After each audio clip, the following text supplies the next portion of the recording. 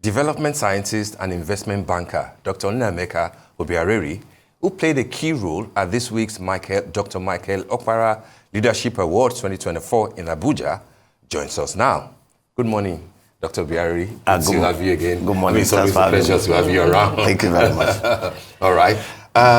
You were in Abuja during the week, I believe, just 2 days ago. I wasn't in Abuja. Oh, you were? Yes, I wasn't part of it. Oh, okay, you were in. But Michael Okpara has always been a visionary leader that I admire so much. I've written a lot about. And we've patterned most of what we are doing in the agri sector towards actualizing his vision in the southeastern Nigeria. Okay. Yes. All right. So we also followed the news. Yes. I believe the governor of Imo State, spoke extensively about the things to learn from Dr. Michael Okpara, particularly in the area of agricultural development, Eastern Nigerian, the way it used to be in those days, comparable to some Asian tigers at that time.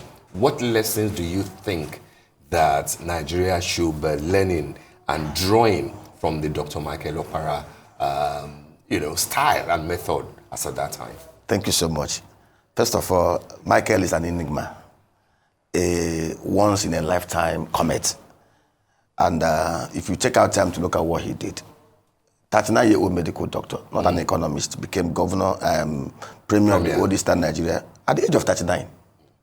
Within a space of 6-7 years, he created the biggest economy in the whole of the Commonwealth, built an economy that was, in fact, he had a vision, simple vision, put food on the table of every citizen of the old Eastern Nigeria, which encompasses most of the southeast and south of Nigeria today.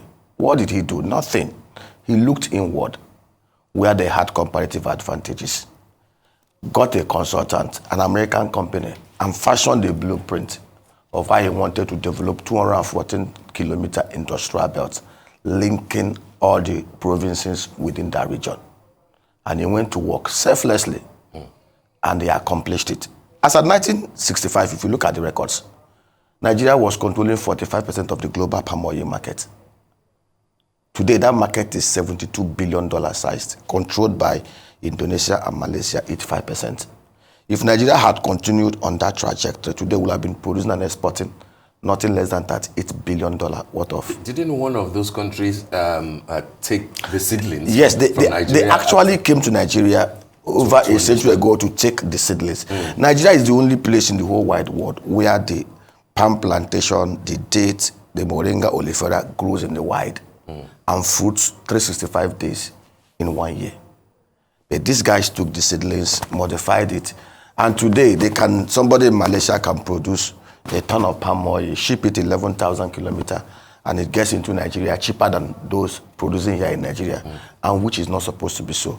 It's not so because we are yet to have leadership with vision, with passion, with creativity, with deep understanding, compassion, and empathy to drive this. And some people have always argued, Okpara did it because we had a constitutional framework, physical framework that allowed the regions to control 50% of whatever they produced, gave 30 to the center and then 20 to the federal government. And then, of course, everybody concentrated. Even under the current constitutional framework, within the states and local government areas, we can replicate it. If time permits me, I will give you examples. Okay. Now, the palm oil. As of 1965, we control 45% of the global palm oil market. Today, we can't even produce up to 45% of what we consume. Why? Our annual demand is estimated about 2.4 million tons. What we currently produce domestically is about 1,050,000 tons. And interestingly, we import palm oil from small Benin Republic, even Côte d'Ivoire. What can we do? That they are producing? Yes. Or importing? We import, they produce, we import from them. They are not, we produce, we import from them. Now, what do we do? Production of palm oil, palm plantation, which Michael Okpara did. If you look at the historical trajectory of Nigeria, only Dr. Michael Okpara and the military regimes that came after him did palm industrial estates. The current Tokomu and Presco was built by Gowon. Of course, it was privatized. What do we do? To cover the domestic supply gap, all we need to do is to plant new 400,000 hectares of the Tenera or Super Palm plantation. which some of us, I chair a company, Southeast Farms, which came into being in 2016. And what was the vision of that Southeast Farms? To replicate and recreate Michael Okpara's vision.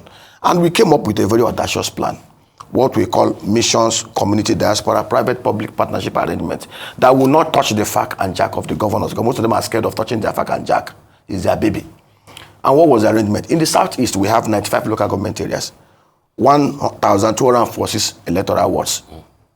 And in most electoral wards, we have 4 communities, 5 communities. In my own community, where I come from, Agro, autonomous, we have 178 hectares of land surveyed, empty land that can actually be used. The arrangement was in every of the electoral wards.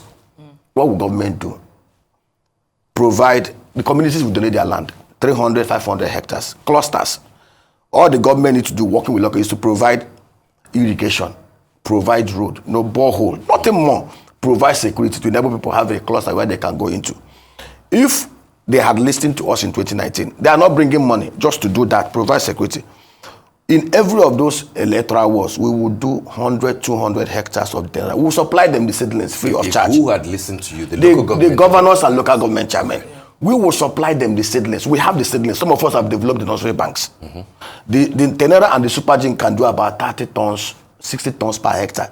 The local species we have does only about 3 tons per hectare. That is why cost of production is higher here than Malaysia and Indonesia, and which we can easily bridge. If these governors had done this, the plantation is not just going to stand alone. We can intercrop legumes, vegetable, tomatoes, cucumber, onions. It is proven that it can be done anywhere in Nigeria. Agri-technology is something that you can just replicate. It's no-brainer. If we had done this, as at that 2019, and it's not yet too late, by now, in the Southeast, we'll have had at least enough palm production that will have covered the whole South demand, that will have generated nothing less than 1 trillion naira annually in the Southeast of Nigeria, that will have created nothing less than 600,000 direct jobs. That is number one. Your focus was palm produce. Not just palm produce. I'll give you another example. Yam. I don't know the last time you went to market to buy a tuber of yam. A tuber of yam in Nigeria today is about 3,000, 4,000, 5,000. It's not supposed to be so. Scientifically, the per capita consumption of yam in Nigeria is 84 kg. In Ghana, it is 122 kg. To produce enough yam that will satisfy domestic demand, we'll have to cultivate 183,000 new hectares of yam plantation. We require to produce 18 billion kg of yam, 1.8 billion tubers of yam, 10 kg, scientifically produced at a cost of 1.8 trillion. Under this arrangement, in each of the wards, we will sell a tuber of yam anywhere in Nigeria at a cost of not more than 2,000 naira. Yam is at 8,000 and is creating inflation because we have no scientific plan on that. Look at cocoa. Chief Obafemi Awolowo built the tallest building in the till today with cocoa produce. The Southwest land mass, 19 million hectares. If the Southwest dedicate 20% of their land mass in every electoral ward just to do cocoa, under this same structured agro clusters, cocoa is something that can, if you go to cocoa research institute in Ibadan, you have breeds that can start yielding at a year, 6 months, that can do up to 1.6 kg, 1.6 tons per hectare. If we dedicate 20% of the land mass in the Southwest, annually we produce about $61 billion worth of cocoa. Dry cocoa base. I have not even talked about processing it. By the time we go into processing to cocoa powder, cocoa milk, cocoa yogurt, it's another wealth altogether. Okay. In the north, if the north decide to dedicate 2.5 million hectares of land under the same and these clusters will help you create security, because in every cluster you have local people that will be trained working with the police and the army and the DSS to form local agro rangers that will help to, because people know the good, the bad and ugly. 2,500 clusters, each of them 600 hectares to 1,000 hectares. In a space of 2 years, we can produce about $109 billion worth of agro products from just 2.5 million hectares of those clusters where you do agro pasture. You set up agro dairy centers. In every of those clusters, you have about 5,500 cows. The Fraser Holstein interbreed with our local breed. That will do about 20 liters of milk every day. 5,000 milking cows, 500 bulls. Have you bothered to ask yourself, Netherlands has only cow population of about 1.6 million cows, scattered in 18,360 dairy centers in a small land mass. Yet annually, they do over 24 billion euro worth of dairy beef value chain. We have 19 million cows based on the population in Nigeria. We still will import over $1 billion worth of dairy. Does it make sense? Because we've refused to be scientific about this. And all that government need to do is just to have somebody who is knowledgeable, who is creative, who is passionately patriotic, to sit at a public place and just draw up programs. Financing it to be very, very easy. Nnaemeka also simply said to them, he said, if the governors, those on the physical side, can give me a structure, I'm not going to be dishing out the kind of money we dished out that never came back. If they can give me a structure that I will fund, we will produce financing. The only problem we have is that, look at rice. Our domestic consumption, 7.5 million tons. We do not even produce up to 6 million tons. To produce enough, we just need to do 2 million hectares of rice plantation. Even if we don't want to use the farrow sip that we have here that does about 5 tons.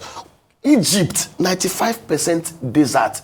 They have what they call the Geri species that does about 9 tons per hectare. The Egyptians have overtaken the Asians. We can replicate the same thing. 2 million hectares of land. In the same clusters, we will produce 24 million tons of paddy rice. 16.2 million tons of parboiled rice that we sell anywhere in Nigeria at a cost of 50,000 naira per 50 kg bag. And yet, the producers will go home with almost about 1 trillion naira in profit. But these things require science, and that was what Michael Okpara did. Michael Okpara provided direction. That was why if you go, there's a place called Obiaraeri Farm Settlement. It encompasses the current Ebonyi, Abia, and Cross River, Akwa Ibom State, Cross River State. 4,800 hectares of Obiaraeri Farm Settlement. And I met an aged man when I visited that place. The man said he stayed in Obiaraeri for 1 year without leaving that settlement. There was schools built there. There was hospital. It was like a city center, an agro city. And Michael did similar thing every place. In a space of 6-7 years, he did not have any fossil fuel revenue to do this. He could see. So, when we talk about even if the government said today they want to borrow to do this, to do a cluster of this agro-pastoral arrangement that will have 5,000 milking cows, 500 bulls, and then you have you do about 500 hectares of maize and the sorghum that you can use the silk to turn into animal feed after you have taken the maize, and then you do other things there. From a cluster that will take about $6 million to do, you will generate $42 million annually over the next 40 years. Jason, you wanted to ask? Yes, I mean, you've actually answered like 3 of my questions already. But I want to look at Dr. Okpara's model that focused on heavily empowering local farmers. You've touched on that, and utilizing local resources. In today's globalized economy, how can the Nigerian government balance this local focus with the need to integrate global value chains and also have that on the backdrop of insecurity? Because you mentioned a lot of, in the north, in this, and we know exactly what's happening in these places. Exactly what I've tried to explain here. Like what Michael Okpara did. I give like the cocoa value chain. If you look at the cocoa global market size of cocoa, it's almost 10% of the global market size of the finished products that are controlled by the Nestle's. So what Michael simply did was to create clusters that where people can, with all the infrastructure, because if you go to Obiaraeri, even the road that is in Obiaraeri are still standing almost 58 years after. So basically, what we expect governments to do, especially at the subnational level, because there is this madness of always focusing on Abuja. Abuja does not control any inch of the land. It's the governors and local government chairmen.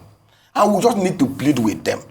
And we are not asking them to touch their fact and their jack. Just come, let us come in and help you. Give you structured design and direction of how this things can be done. What Michael did simply said, Michael created a cluster for the whole valley. I'll give you an example now, like the dates. The date, when Bible talks about the land flowing with milk and honey, it's simply the dairy. And the honey is the date fruits. As wealthy as Saudi Arabia is, in 2006, they decided on an ambitious run to create date cluster, but it actually helped them to curb desertification and then to create oases for wealth.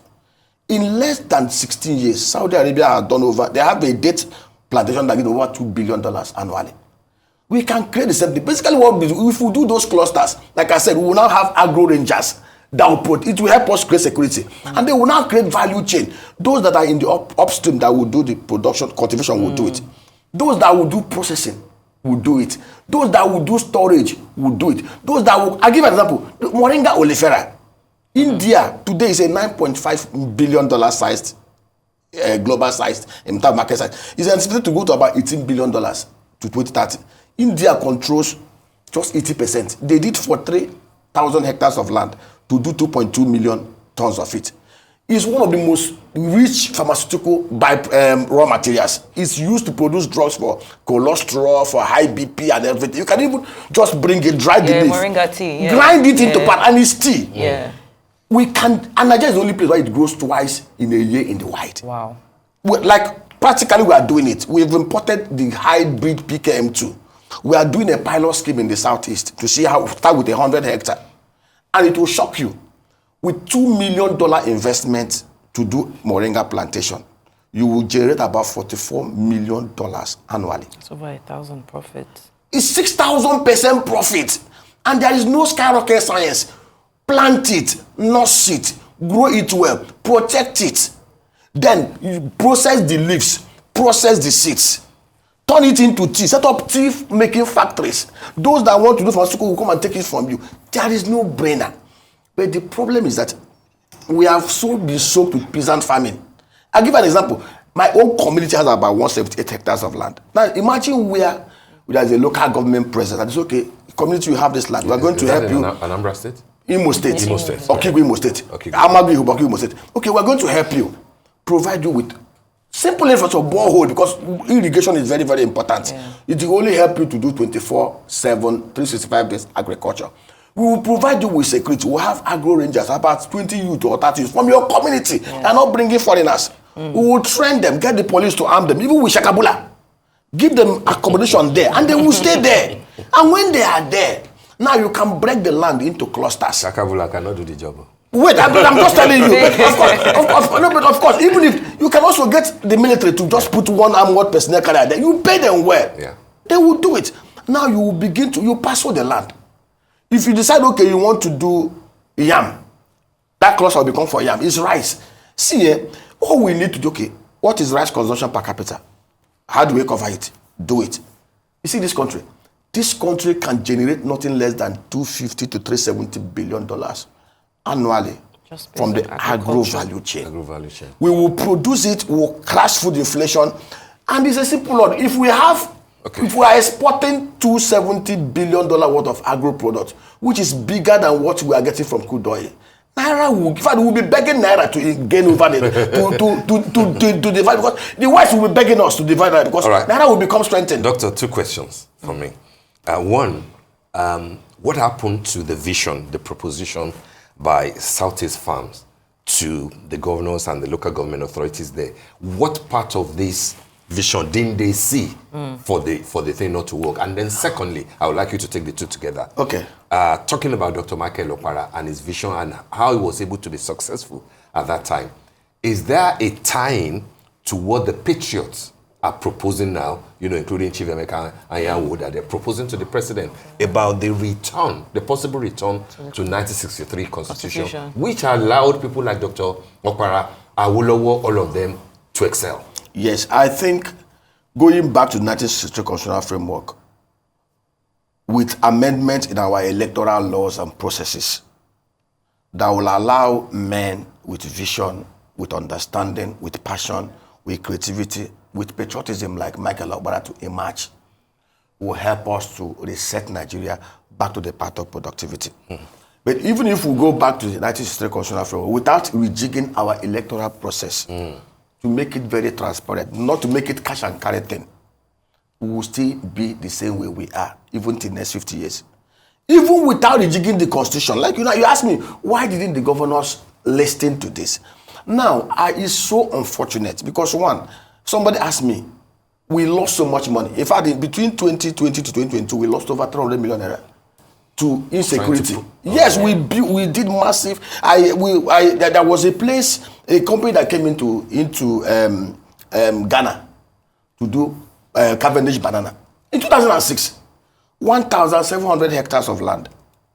They export $52 million worth of Cavendish every year.